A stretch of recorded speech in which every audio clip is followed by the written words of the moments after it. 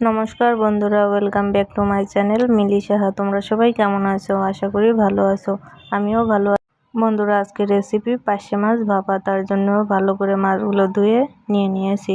এদিকে মশলা হিসেবে নিয়েছি কাঁচামরিচ, লবণ, হলুদ, সরিষা। এবার মশলাগুলো ভালো করে বেটে নেব। মরিচটা একটু আগে বাটবো, তা না হলে তিতা লাগবে খেতে। আর সরিষাগুলো একটু পরে বেটে নেব।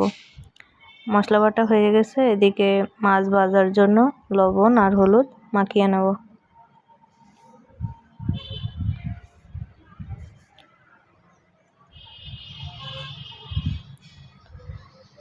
মাছে লবণ হলুদ মাখানো হয়ে গেছে। এবার কড়াইতে দিয়ে দেবো সরিষার তেল। বন্ধুরা, আমি এই রান্নাটি পুরো সরিষার তেল দিয়েই করব। কড়াইতে তেল দিয়ে দিয়েছি। তেল গরম হলে কড়াইতে মাছ দিয়ে দেবো।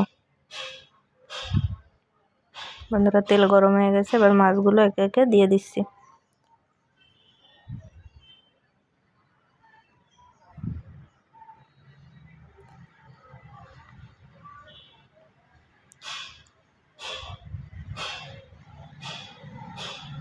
মাছগুলো দেওয়া হয়ে গেলে আস্তে আস্তে ফিরিয়ে দেবো মাছগুলো।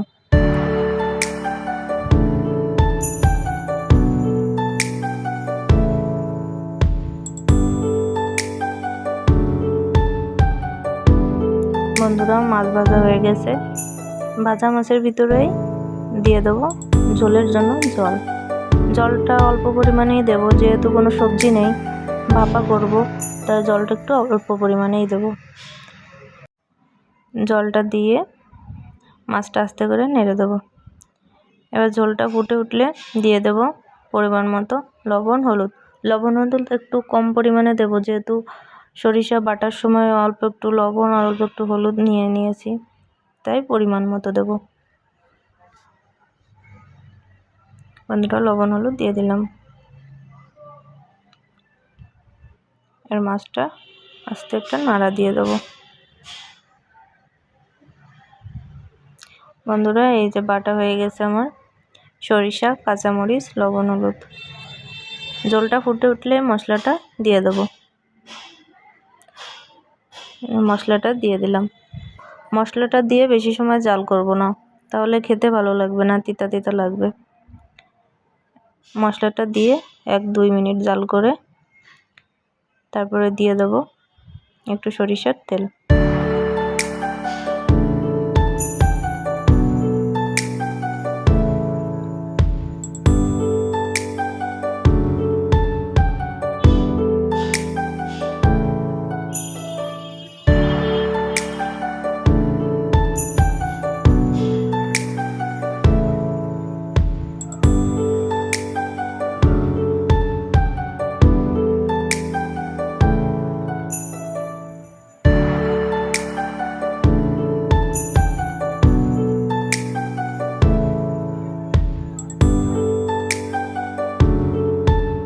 বন্ধুরা, জলটা এখন নামিয়ে নেব, তাই একটু সরিষার তেল দিয়ে দেবো।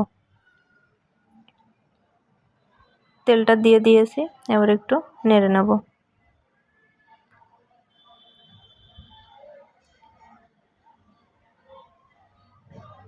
বন্ধুরা, মাছটা আমার রান্না হয়ে গেছে। এবার মাছটা নামিয়ে নেব। এই যে রেডি হয়ে গেছে আমার সরিষা পার্শে। দেখতে কেমন হয়েছে অবশ্যই কমেন্টে জানিও। আর রান্নাটি যদি ভালো লেগে থাকে অবশ্যই লাইক, কমেন্ট অ্যান্ড পেজটাকে সাবস্ক্রাইব করে দিও। আজকের মতো এই পর্যন্ত। দেখা হচ্ছে নেক্সট ভিডিওতে।